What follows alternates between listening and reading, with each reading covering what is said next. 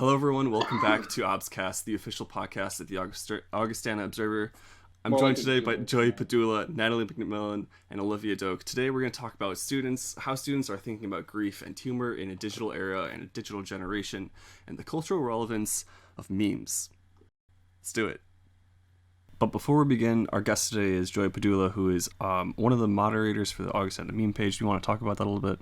I'm not one of the original founders of the meme page. I was sort of brought on, I think, sometime during my junior year, I believe, or it was my end of sophomore year, junior year, somewhere like in that summer, because I submitted a lot of memes and they just liked what I was putting in and they asked if I wanted to hop in. And this was really sort of before the meme page really took off. So we just sort of we try to have things about the Augustana community, stuff that everyone at Augustana could relate to.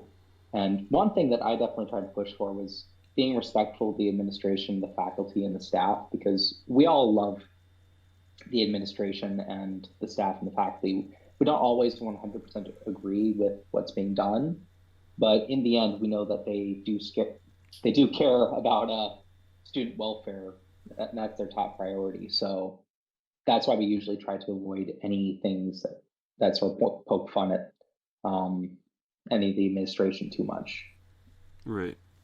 And I think they definitely appreciate that. I mean, when you guys were talking with the lunch ladies about chicken tendies, then they end up scratching it out in red and writing chicken tendies underneath. Oh yeah, exactly.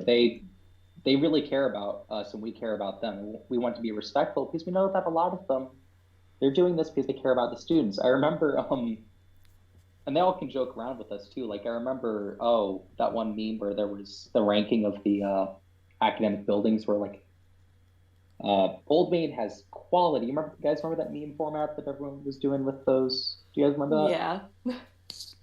Well, we did one of those for the academic buildings, and the one that had no compliment was Sorensen. Oof. And I Yikes. remember seeing a lot of the people who were liking it and laughing at it. A decent number of them were Augustana staff and administration members who worked in Sorensen. Right. So, so it's just sort of thing where we're all able to joke about this together. Right. We don't want to bully anyone too much, but we don't want to bully people. We want to be able to poke fun at each other, and we're able to poke fun at ourselves too. Right.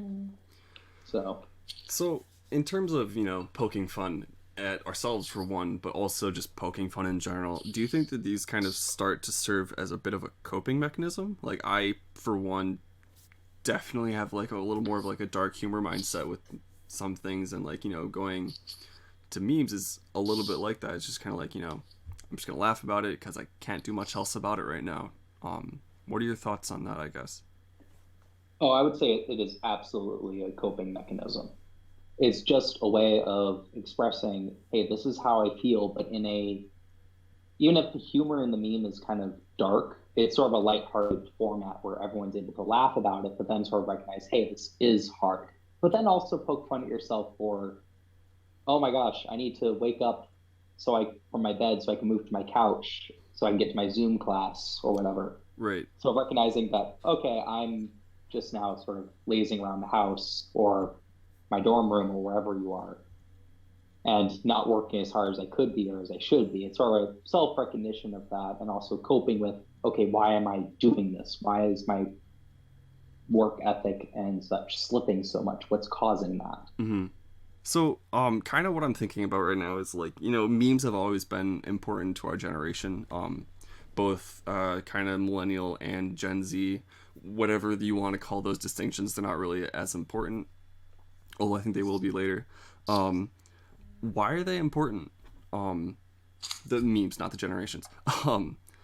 Because why do you think they're important to our cultures versus older groups? I'm gonna stop talking before I start answering my own questions.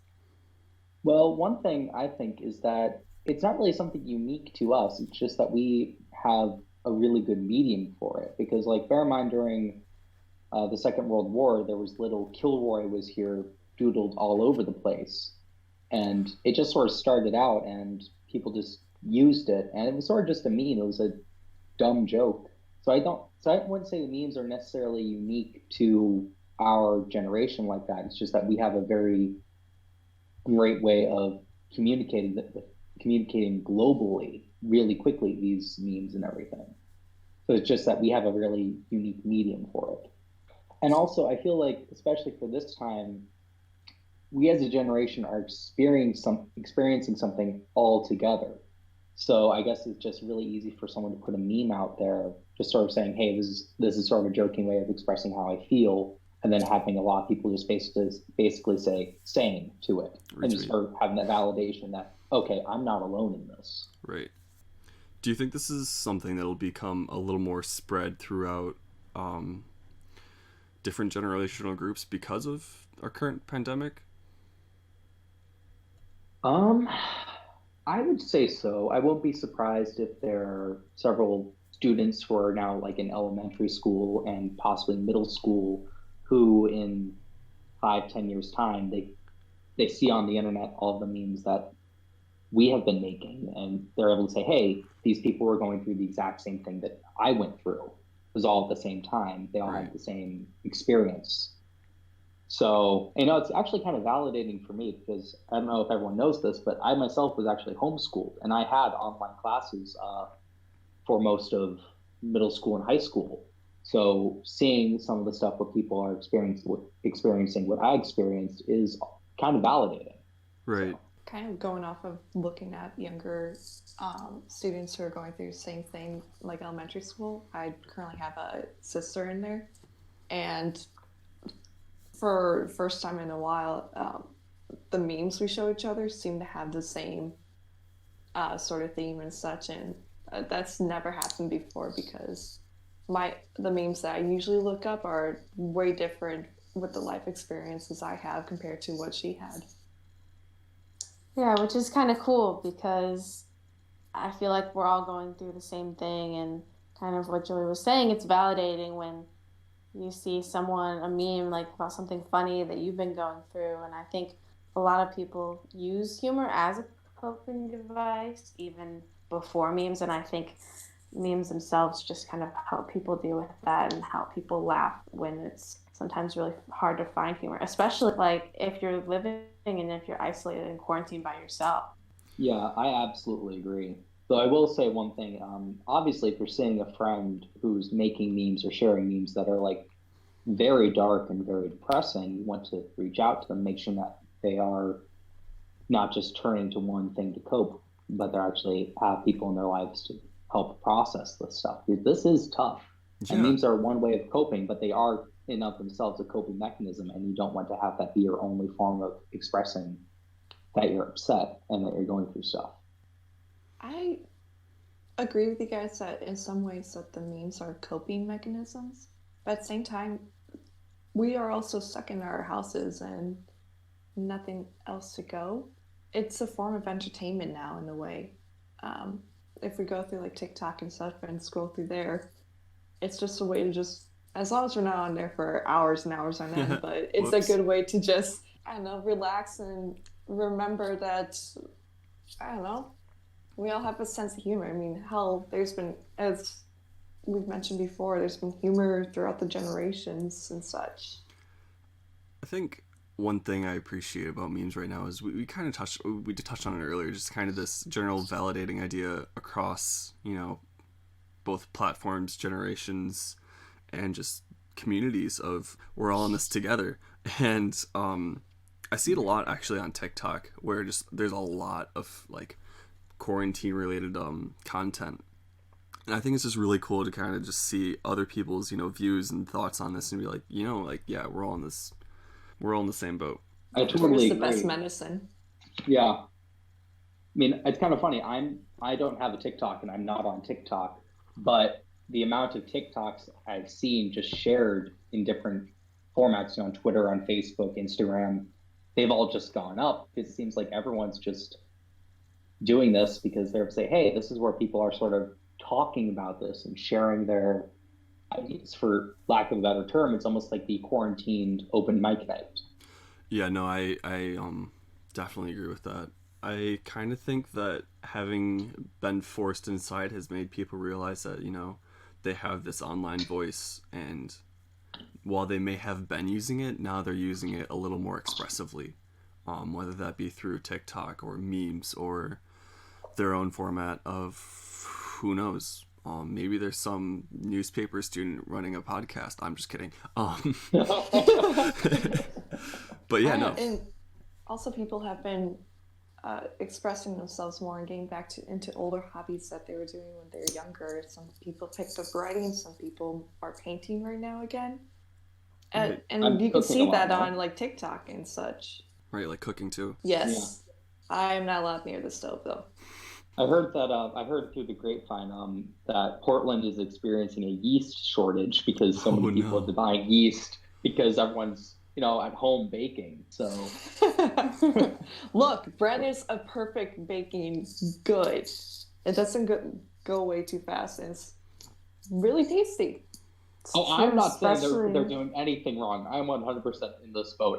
I've ordered on Amazon like a special Italian leavening so I can make biscotti next week.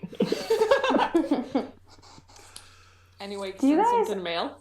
I actually have a question. Do you guys think that there's like a harmful aspect to memes? Because I've seen some things going around about memes about gaining weight on quarantine and how people have been feeling like they should like be working out all the time and have like this perfect body and be eating like right now that they have all this time. What do you guys think about that? Have you heard about that?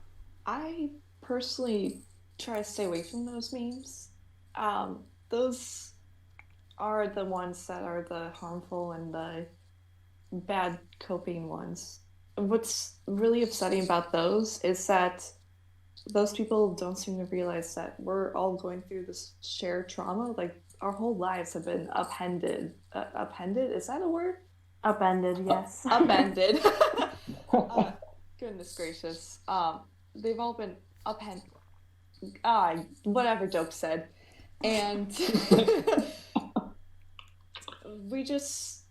we're all going through something that really kind of shakes your mental health, and it's expecting yourself to be productive in a time where we're just stuck in one place is not right. At least in that end. Yeah, I definitely think that there's there's a different side to this. It's important to remember that, you know, while this is, you know, a great or an interesting, to say the least, method of communication and relation with people, it is also a mediated format in which we're gonna be under the same kind of pressures from mediated society as usual, like in terms of, you know, societal views about body image or productivity or being a functional human being, whatever that means. So it's important to, you know, remember those both when consuming and creating, I think. It really does point to the idea that there's an expectation for a summer body, because there's a lot of memes going around right now saying, well, when me and my friends get together for the summer body, and it's just sad, but at the same time, it really points to a picture that there's this expectation. I totally agree.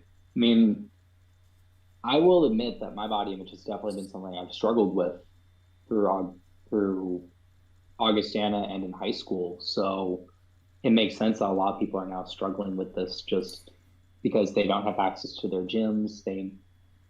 People are only really able to get food once a week. People have jobs, so they aren't able to buy health food. Because one thing we need to recognize is that the economy taking a hit is definitely hurting people's mental health, because they aren't able to get the things that may help them out more usually. So some people have a privilege to still be able to access stuff, whereas underprivileged people may not be able to access the things they regularly are able to get. And even then, they may have now like nothing. So that would make sense that people just are really in a state of despair and just like trying to acknowledge, hey, I'm really scared too. Because I think there's a level of, there's depression, there's loneliness, but then there's also just straight fear that people are experiencing. And it's almost like they're trying to laugh off their fear. Well, laughter I mean, is to the best recognize medicine for fear, and the enemy to it too. that's true, but you have to also recognize that you are afraid of stuff. You have to be able to recognize that first. Otherwise, it's almost like it seems to me like laughter's the best medicine for like wrapping a wound, but you have to clean it out first. You have to recognize that you're afraid versus just covering it up. Yeah, I think it's important to realize that, or to think about not just, laughing the situation off, but how you're going to address it and move forward with it. If you want to consider that as a medical pun, because you're dressing a wound, you could laugh real quiet. I'm just kidding. Yeah, no, I definitely agree. I think that's gonna kind of go for all communicate. I don't know. Is there like kind of this vague ethical side to this where we're, yeah, it's okay to laugh about it, and we're like all trying to send out this message of hope, and we're in this together, but we're also like, are we ignoring a over or underlying problem at the same time? Like, I don't know what that problem would be, especially with like this current scenario. I don't think we're ignoring any underlying problem. I think by pointing out in a humorous way the problems, we're bringing forth like this fact of, hey, why do we have it this way? By creating a joke around it. It's a new platform just to identify different societal issues. Fair enough. Kind of on the flip side, I do worry whenever like people make jokes about things, especially something like COVID-19. I feel like it kind of trivializes it and makes people think that it's not as serious of an issue as it is. But I do see the value in the humor of it as well, because it is a hard situation and people are trying to deal with it. But people do need to take it seriously and take social distancing seriously. And so it's kind of finding that balance, I think. I totally agree. And I think that was part of the problem back in January and February, because, studies are now showing that COVID-19 has been in the U.S. way before everything started shutting down. I think some people are hypothesizing that may have come around during the holiday season. So, which would make sense. But I think part of the issue why it got so far is also a lot of people trivialized it. And I also saw stuff mocking the misfortune of others, which certainly is not okay. So I've noticed, like in the past 2 weeks, memes have shifted from laughing about the disease to laughing about our situation caused by it. Because I think a lot more people are recognizing now people are losing family members and close friends to this. People are really struggling with their health. So you don't want to laugh about that like you may about the Black Death and stuff like that. And I also think this is sort of changing people's empathy regarding memes about, okay, what is actually okay to laugh about? Should we laugh about the stuff that happened 100, 200, 400 years ago even that was so devastating, considering that the fact that we're experiencing it now and seeing how it affects us. Right.